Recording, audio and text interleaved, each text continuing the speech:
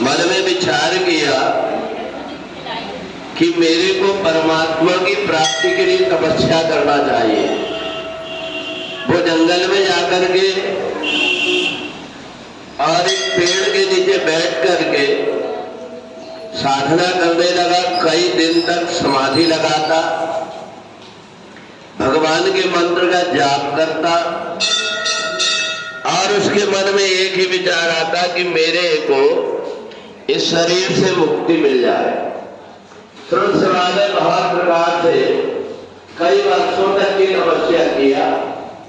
एक दिन जब श्रुत सेवा गंगा जी में स्नान करने के लिए जा रहा था, उस समय उसने देखा कि पेड़ के नीचे बैठ करके एक महिला भगवान विष्णु की मूर्ति रख करके उनको स्नान करा रही है, उनका पूजन कर रही है और बैठ करके पुरुषोत्तम मास के महात्मा की कथा सुन रही है।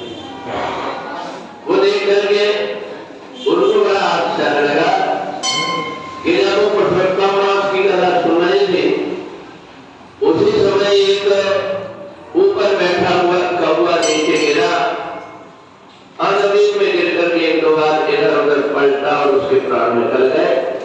और जैसे ही प्राण निकले तो वो चतुर्भुज रूप धारण करके विमान में बैठ करके चला। तुरंत सेवा को बड़ा आश्चर्य लगा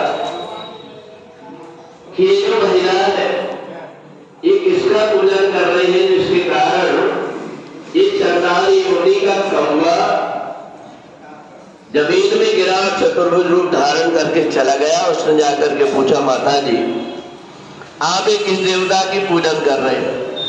उन्होंने कहा ये भगवान विष्णु है, ये पुरुषोत्तम का महीना है, घर में परेशानी होती है, मैं पूजन नहीं कर पाती, इसलिए पेड़ के नीचे आकर के रोज पूजन करती हूँ और इसी पूजन करके और मैं अपने घर चली जाती हूँ, पुरुषोत्तम मास की कथा सुनती हूँ।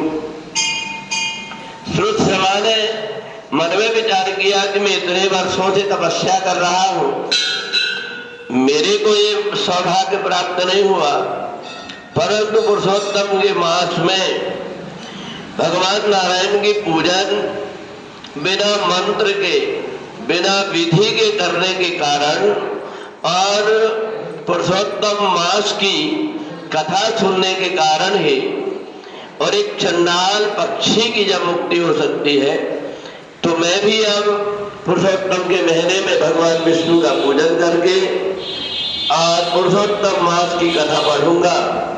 श्रुत सेवा ने वैसा किया। जैसे ही पुरुषोत्तम मास समाप्त होने को एक दिन बचा, उसने देखा आकाश में भगवान नारायण आकर के आशीर्वाद दे रहे हैं कि तुम थोड़े दिन पृथ्वी में रह करके धर्म का प्रचार करना और अंत में मेरे धाम को प्राप्त हो गए।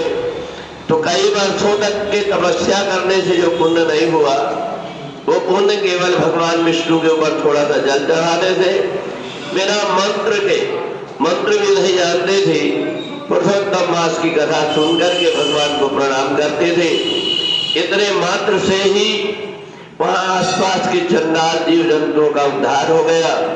तो जो भी श्रद्धा के साथ पुरुषोत्तम के महीने में भगवान नारायण का पूजन करता है, पुरुषोत्तम मास की कथा सुनता है, उसके अनेक जन्मों के पाप नष्ट होकर के और मुक्ति प्राप्त होती। बोधि सच्चिदानंद भगवान